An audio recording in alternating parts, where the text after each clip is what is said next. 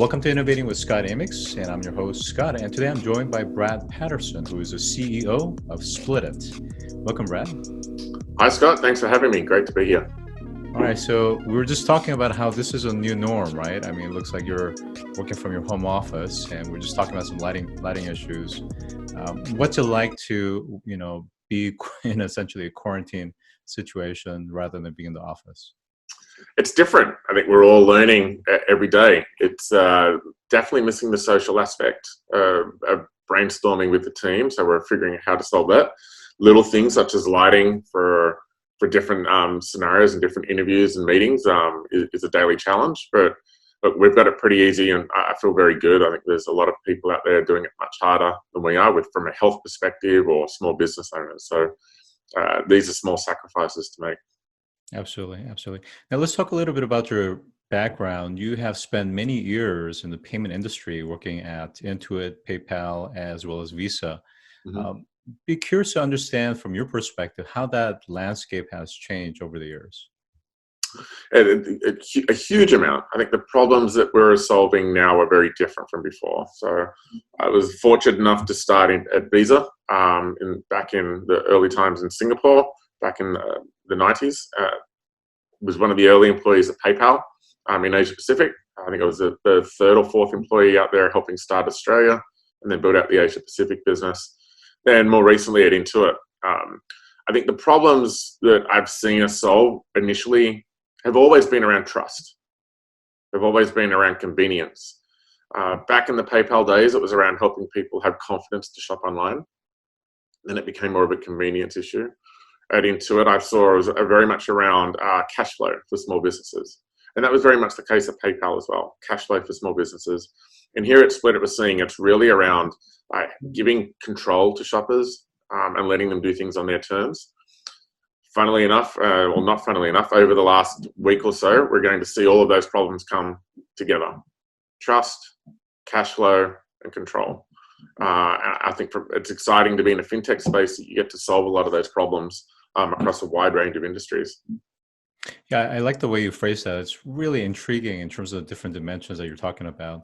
But it's interesting, though we're talking about a financial product or service, it's really about the human psyche and the behavior and attitudes. Very intriguing.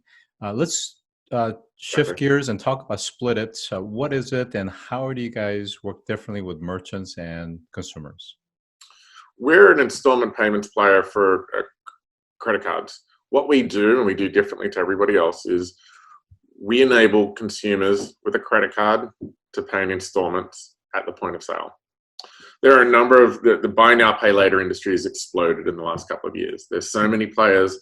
Essentially, majority of those players are issuing new credit or short-term loans to consumers to make a purchase now and pay that back over time, and they repay that debt to those players.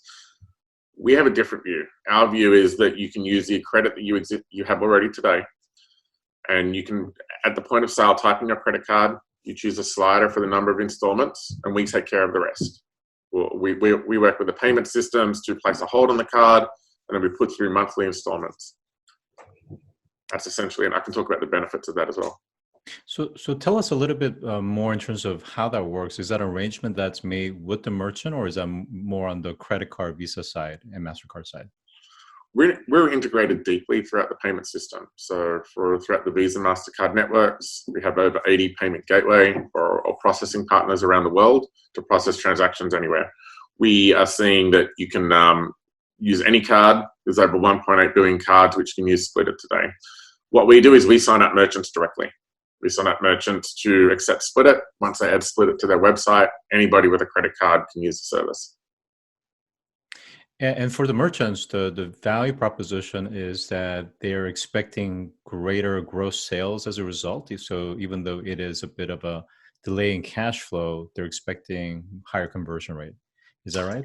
Exactly. So the number one problem that we've seen merchants face is that shoppers do not convert on their website.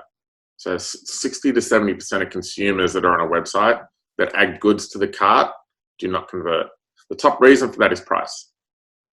So merchants are often looking for ways to improve conversion. We believe we help solve that problem more effectively than anyone, because you don't need an account to create an account.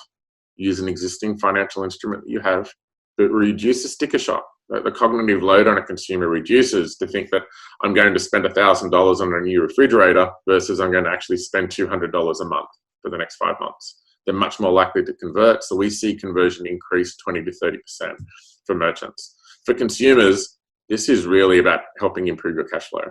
I can use the credit I have. I don't have to worry about impacting my credit score because it's there. I can actually pay it off in a more reasonable way, so it helps my credit score, and it reduces that cognitive load that, can I really afford this? Well, yes, you can, because it's now managed into smaller payments and smaller installments. Yeah, so a little curious, how does this model compare to the paradigm of let us reduce the price? So in other words, if they see that perhaps maybe they've been on the shopping cart too long, or they've abandoned it, they come back, revisited it, clearly there's interest, but they're hesitant to click to convert. At that point, some sites will actually present them with a lower price. How does that compare to pay later installment model? It's a great question. Reducing the price is absolutely one tactic that we see merchants use. I think part of the benefit of using installment payments is you can convert those customers without reducing your price. You maintain your margin. You're paying a fee to the installment payment provider of a couple of percent versus reducing your price possibly 10, 30, 40%.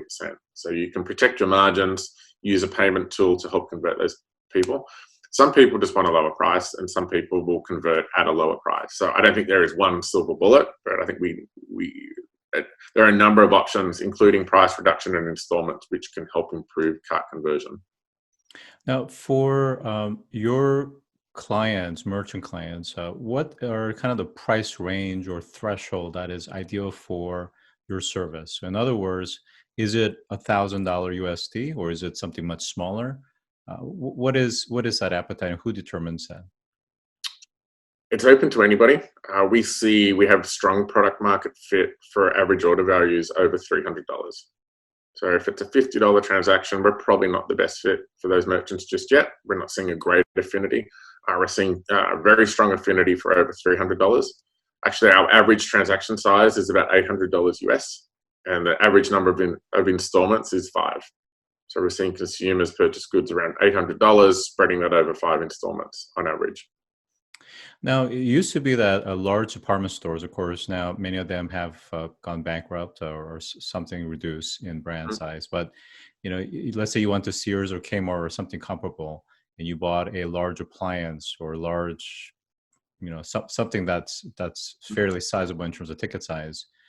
They had a markup in the sense of not only warranty, but also the ability to sell them new credit financing. So how does that work for some of these merchants that used to see that as a revenue stream for them? We often see it as complementary. We're not trying to take away those services or compete with those services. There are a number of consumers that don't have credit facilities today that will need to apply or will want to apply for a new credit. We're there to serve the people that have the credit today. So of all the credit that's available on cards today, in the United States, over 70% of that credit is not utilized. So it's sitting there on the cards not being utilized. The only option to consumers up until recently was to go and apply for new credit if you wanted to pay that over time. We're saying there's a new way. We're saying if you have credit available, you can now pay installments over time. So there's a new way serving existing customers that haven't been served before. So those two things often sit complementary on a merchant's website or in store. So at the time of this recording, which is later part of March 2020, clearly, the pandemic is at a high, and we're clearly, I think, pretty much in a recessionary period at this point. Given that macroeconomic climates, how does the ability to split purchases into interest and fee-free monthly payments help the masses as they try and navigate these, difficult times? And they're looking to make purchases online in a monthly fashion. Yeah, it's a great question. We believe and we feel a sense of duty that we've never been more relevant than we are right now. And we feel it's a call to arms to help consumers and merchants. Consumers are looking for ways to minimize spend, but they still need to get what they need, or sometimes what they want. So we're really helping them manage their cash flow. it's going to be incredibly difficult for consumers to obtain new credit, I believe, in the next 6 to 12 months. I think those belts from credit issuers is really going to tighten. So use the credit you have really effectively, and that's where I think we come into play.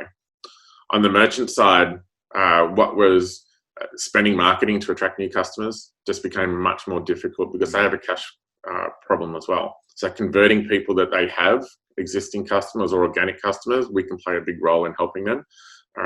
We've seen merchant demand skyrocket. I'd say fortunately, but it's unfortunate given the circumstances in the last 7 days. People, I think, are seeing that converting customers using credit, which is in the market today, and making that more helpful is highly important. So we have a call to arms to serve as many of these customers as possible. So we're bullish on our ability to serve that market. It's an unfortunate times, but we're confident that this is a product that was built for times like these. Yeah, I just find that just incredibly powerful when it serves a niche need, but at the same time also provides a public service. And if you're looking at alternatives not in your immediate space, you're basically looking at huge financing on credit cards that typically people just over time, just the balance keeps on growing and the interest and the penalties keep growing as well. Here, you're giving them an alternative that keeps the principal controlled and those interests minimized down to zero. Fascinating. I mean, it's really powerful what you guys are doing.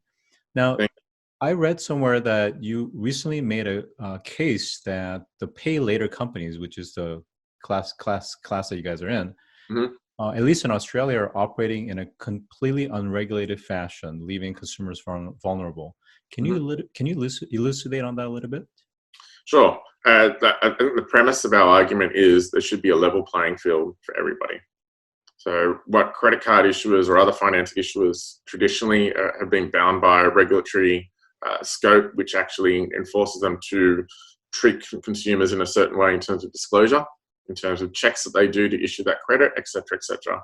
The buy now later space has exploded more recently, and because the transaction sizes or the value is quite low, they can go under those regulations. I think it's now a very different world over the last 2 years that we've exploded in value, and we've asked that everybody in this space be regulated in the same way. Similarly, in Australia, the government allows merchants to surcharge.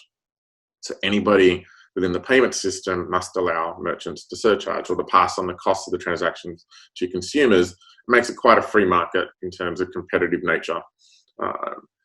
In Australia, a number of buy now, pay later players do not allow that to happen. And we've been advocating strongly that that should again be the same for all payments players in that market. So I just want to make sure I understand. So you're not necessarily advocating for complete regulation by a federal agency per se, but it's still self-regulated, but that there's a uniformity in terms of rules and best practices and guidelines, and that there's a self-enforcement and compliance. Is that what you're saying?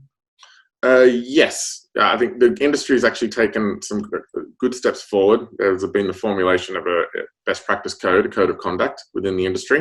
I don't believe it goes far enough. It doesn't follow the same practices as other players in the market. That's the challenge with self-regulation, is are you doing enough? So I think we have enough regulators in the market. I don't think we need more. I think that we need an independent body that's regulating that and make sure that it holds the players accountable. Sometimes that's difficult with self-regulation. Okay, great.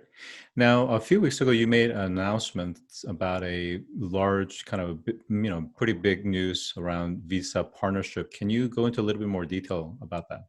Sure. We've been speaking to Visa for 5 years. I think, as I said, we're deeply integrated within the payment system. And Visa announced midway through last year an appetite to really deeply integrate into the installment payments market. We thought there was great affinity there, given that we're the only player that enables installments on cards. And Visa predominantly, not just cards payments, but predominantly a card system. How do we partner to actually help distribute their technology to merchants? Visa released some technology under an installment API, which allows transactions to be very clearly identified as installment payments. That allows all the partners to treat those transactions differently, from the presentation of those to the authorization and handling of those. Visa, we're looking to partner with our players to help distribute that. There was a great affinity, and we were natural partners. So we signed a deal with them, and are now partnering with them to accelerate the distribution of those APIs. That allows us to evolve our business model as well, in terms of how we handle holds on cards, etc. as well. And further down the line, it allows us to partner deeply within their developer program to continue to innovate, both for consumers and for merchants in the installment payment space. So we're very excited about the partnership. It's global, and we see it as two parties that have very similar interests to help consumers make installment payments easier. That's terrific. So from a classification and a taxonomy, the fact that you guys have a new classification uniquely for this area and allows for all the metadata to flow properly and to display and to be visible, I could see the value of this quite a bit in terms of granularity. Mm-hmm. I want to switch gears and talk about your startup as a kind of an organizational life cycle journey. Mm-hmm. Early last year in 2019, you guys went IPO. Mm-hmm. So be curious to know from your perspective, from the time that it was kind of an early startup that you got involved with to where it is today, what has been some of the kind of more, major observations, let's say, that perhaps surprised you or maybe it didn't surprise you? Mm-hmm, mm-hmm. So for full disclosure, I joined the company 9 months ago, but I've spent a lot of time with our founders, with advisors, and really learning the history of our company, because I think that helps us really understand who we are. We were founded in Israel, solving a really important problem, which is you could make installments at the point of sale. You could not do that outside in e-commerce, or you couldn't do it globally. The principle of why we were there is to help consumers make installments anywhere they are on any card, with the principle of not putting more debt into society. So I think that's who we are. That's at our core of everything we do, is responsible lending, responsible use of credit, but allowing people to make purchases by serving the merchant's biggest problem. I think we've grown very quickly in the last 12 months. Just before IPO, I believe we had 12 employees. We now have 60. We have gone from a small company based in Israel to a global company with offices in all 4 corners of the world. We are gone from a private company to one that's publicly listed and publicly accountable, and all the joys that come with that adds a lot of rigor and process. I'm very excited about the journey we've been on. We've learned a lot, and I think that comes from growing fast. We've grown probably faster than we ever would have expected, and there's been some great strategic lessons there as to how we would do things differently, but also it's really helped propel our growth path, and we're attracting world-class talent to help us get on that right path. Terrific.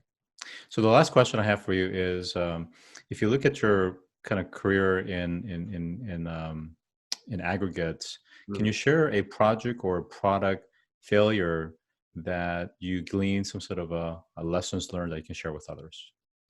There's been a lot. There's been a lot, Scott. I don't know if we have enough time to cover them, but generally, I think one lesson I share often with my team is one of data over belief. And really what I mean by that is staying focused. And the number one opportunity I've seen here at Splitit is for us to remain focused. And when we're focused, we achieve great things. Probably one of the largest mistakes I've made early in PayPal was I believed I had the answer as to a new segment we should enter. And speaking to leadership globally, we put together a great case, and their advice was stay focused. We have a product that's fantastic for these segments. Win there first, earn our way there later. I think being young, somewhat arrogant, and that I knew that I had the answers, we went ahead and we built a prototype. We signed up some partners in that space. And the next time the executives joined, we said, look, we've built it.